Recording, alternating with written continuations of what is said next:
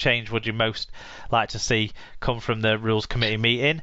And the options were bring in the 6 again rule, get rid of golden point, increase substitutions, or make no changes. Lots of people feel like we make too much change in our game. So the results of that poll were that 50% of people the change they would most likely like to see was bringing in the 6 again rule. 28% of people were looking to get rid of golden point. 10% of people were looking to increase the number of substitutions you could make, and then 11% of people said that there should be no change. I was kind of cautiously in that last group. Just because of where we're up to in the season, and I think sometimes things need to be a little bit more thought through. So I was kind of in the make no change at this stage point, but most people were in that 6 again rule. Where did you sit on this poll, Sarah? I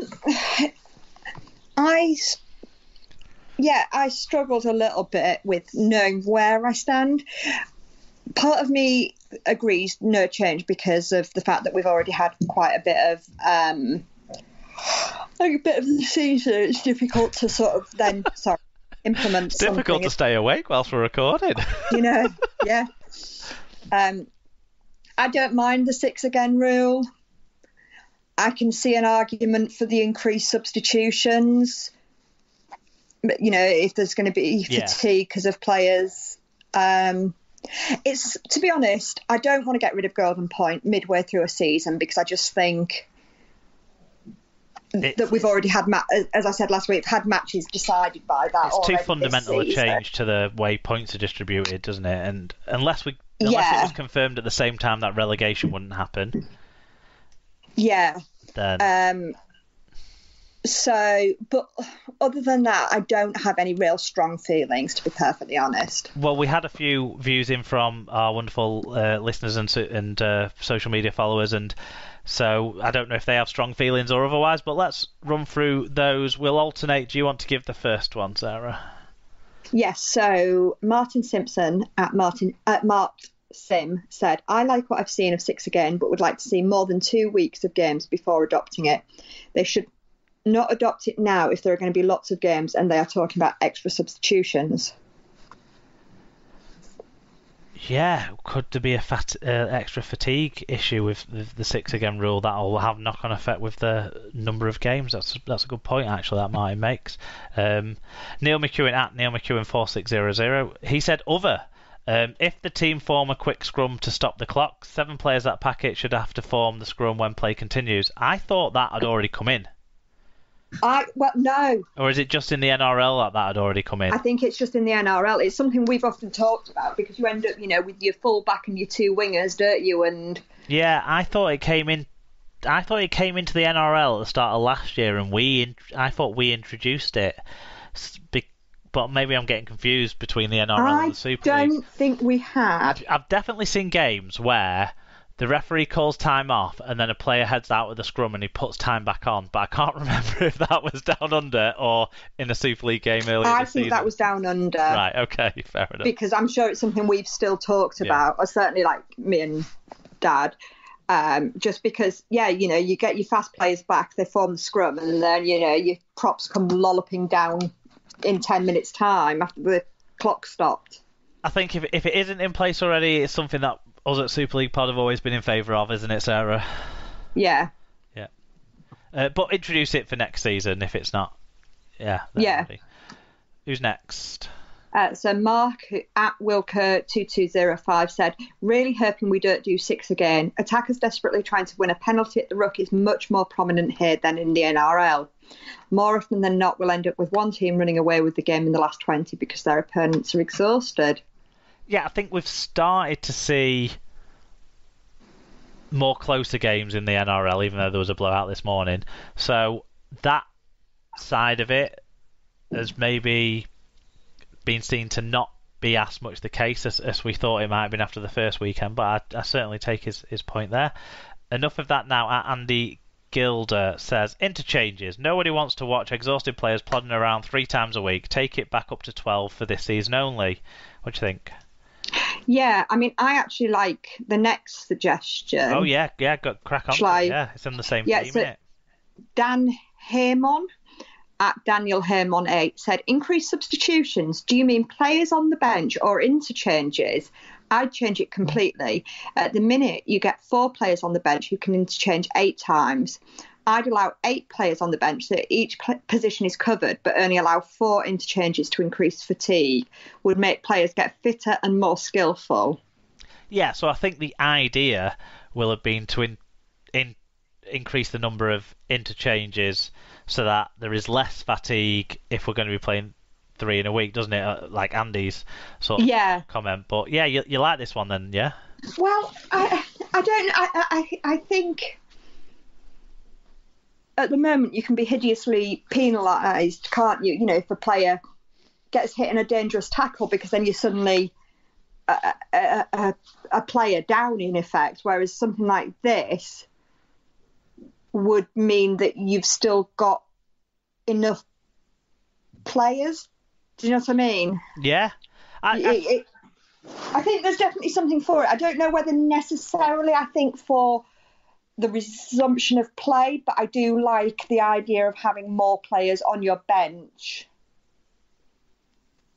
Yeah, I think so too. I think it'd need to be a little bit more scoped out than going from four players for 8 interchanges to 8 players for 4 interchanges. Maybe even something in the middle, 5 or 6 players, 6 or 8 interchanges.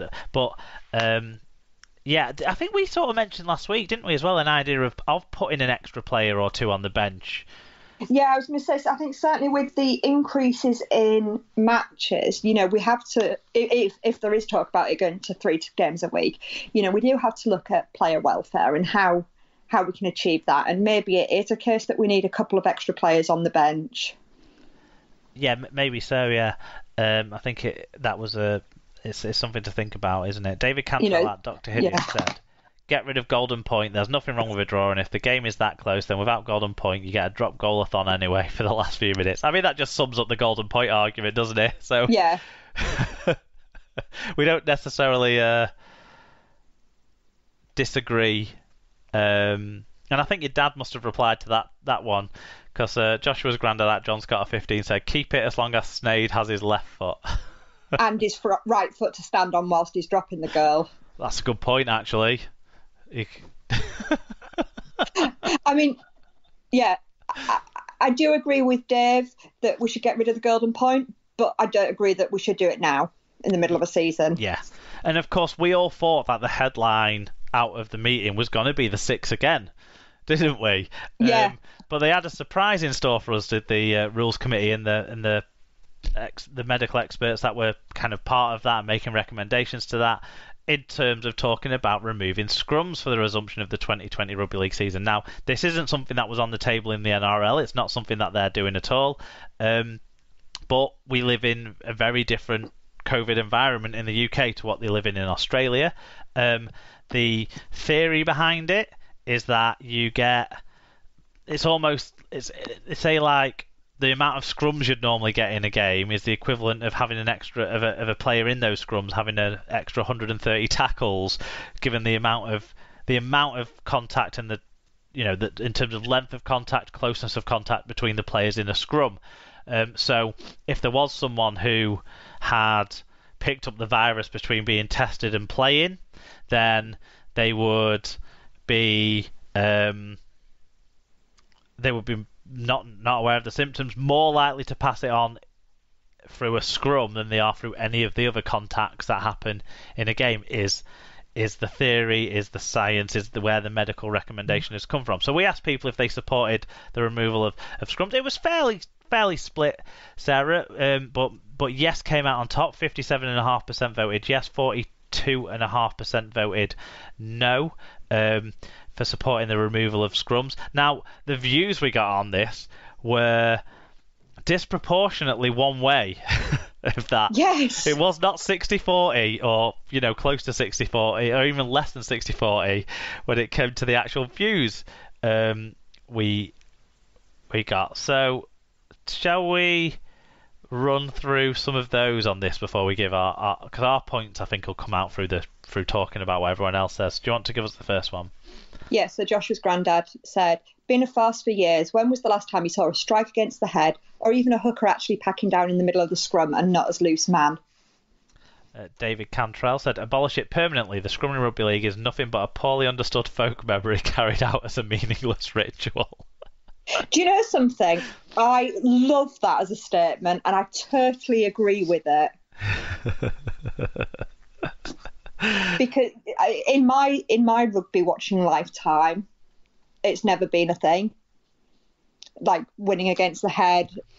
You see the odd one, don't you? Yeah, I was going to say you see the odd one, but I've not really watched properly contested scrums as a regular feature of the game. No, and like the irony kind of is that the clubs that hold the ball in the back of the scrum trying to win a penalty get criticised for being sort of showing gamesmanship or whatever. But it's when that happens that the other team can then adapt to that and push and win the ball back from the scrum. So it's kind of like you slag off the people who actually try to use the scrum for any sort of game, but then you criticise the existence of the scrum in the first place. So it does pad out to that meaningless ritual concept, doesn't it? Basically, again, it goes back to the fans. Fact that we are rugby league fans who just want to complain about something.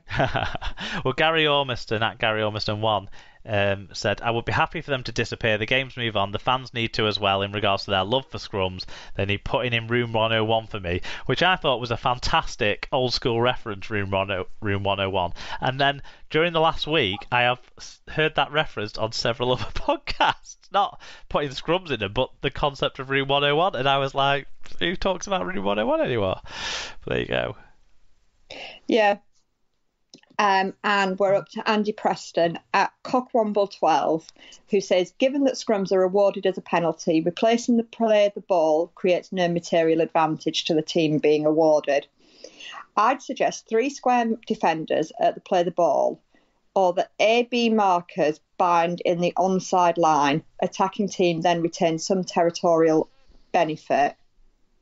So he's suggesting like a scrum light, then?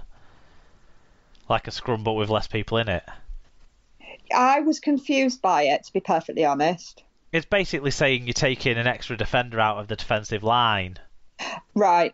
Because obviously scrums are awarded. I don't think scrums are awarded as a penalty. I think they're awarded as an opportunity to retain possession. I get but in the modern game, because we don't see them contested, you always retain, 99.5% of the time you retain possession. Yeah, I guess though, in a sense, scrums are awarded as a penalty to the other team for not being able to maintain possession of the ball or something. They are, but only if you consider attacking with the same number of men as they're defending with an advantage. Yeah. Because how many tries do we see seen scored directly from scrums as well nowadays? Yeah, not as many nowadays. No, I think I've seen 1 or 2 this season from Wigan, so it has happened. There was one in the NRL at the weekend that I remember seeing, but it's not commonplace that you see breaks from scrums. And like if a team gets a scrum in their own end with like a minute to go, they're just as likely to do a kick play as they are without it being a scrum. It doesn't. I don't know how. Yeah, I think if we're going to put in a new rule that complicates it more, I don't see why we'd get rid of scrums to replace it with something that's going to serve a similar purpose, but just a scrum light, like I say. Yeah. But it's an interesting idea to think of longer term, if that's how we would do it. Certainly. Andy Bowen, staying in his condo since 2015, at Andy Bowen, said, get rid of scrums in rugby league. It's all rolling the ball between another player's legs. Yeah. All it is rolling the ball between another player's legs, sorry. Yeah, it is. Yeah.